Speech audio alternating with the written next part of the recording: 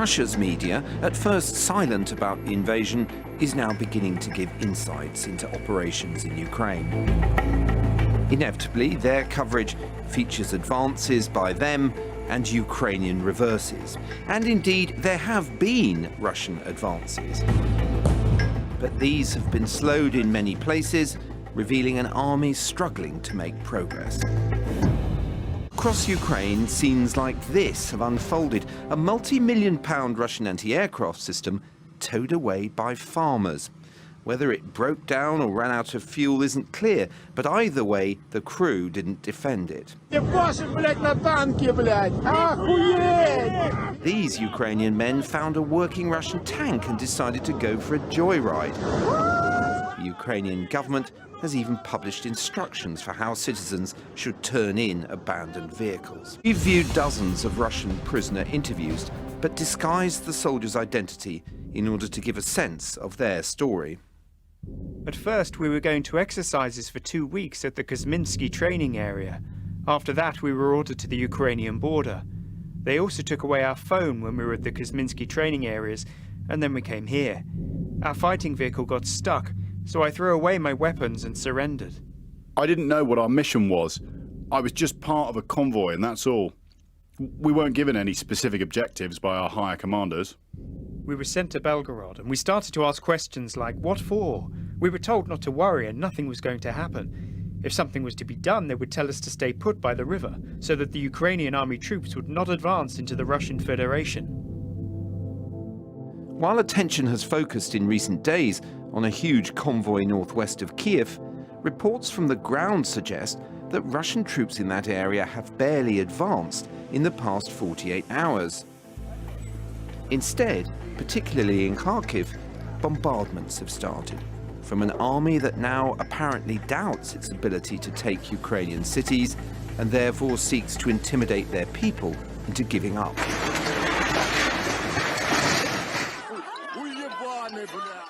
That's reportedly what was going on here in Konotop, northwest of the capital. The Russian officer being barracked by locals had entered the town under flag of truce to deliver an ultimatum: surrender or face bombardment. In his raised hands are grenades. Retreating to their vehicles, the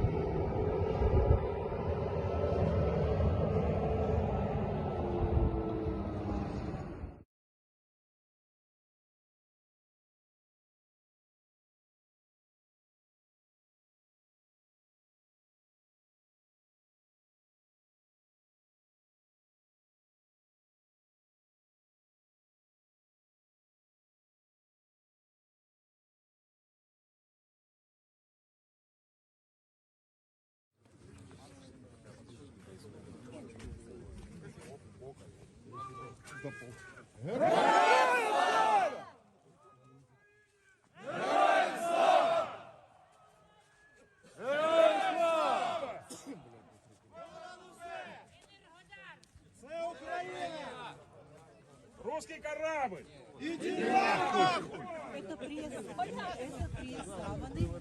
It's been a week now since the Russian invasion of Ukraine, and there are clear signs this morning that the Kremlin is shifting its strategy on the ground. More troops moving in and the fighting is intensifying.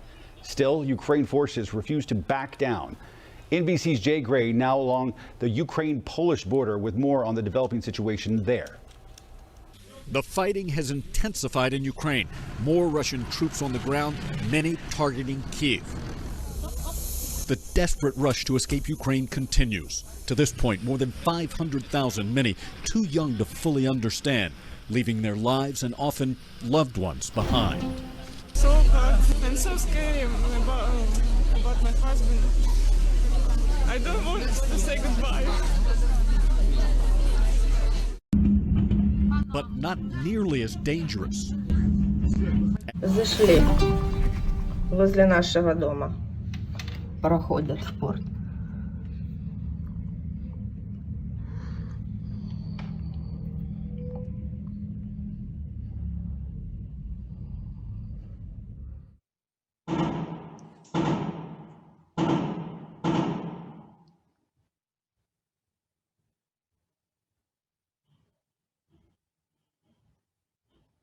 Мародеры просто.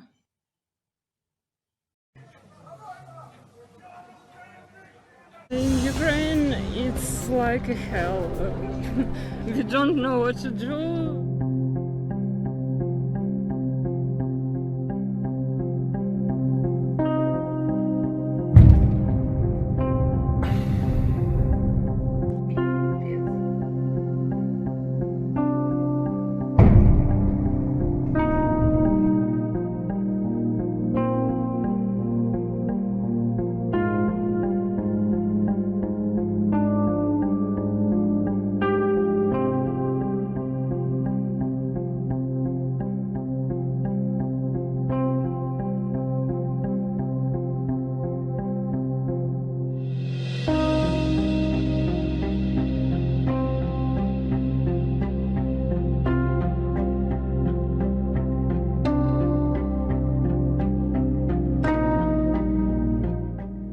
We're currently planning, I repeat, planning, for up to 4 million refugees in the coming days and weeks.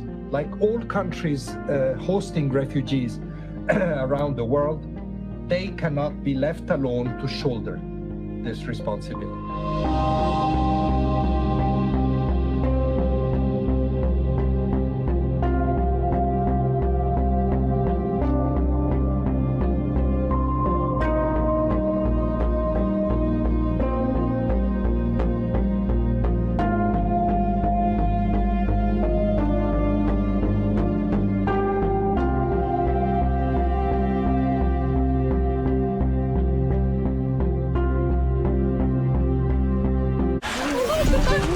Enough. Enough, she pleads in Russian.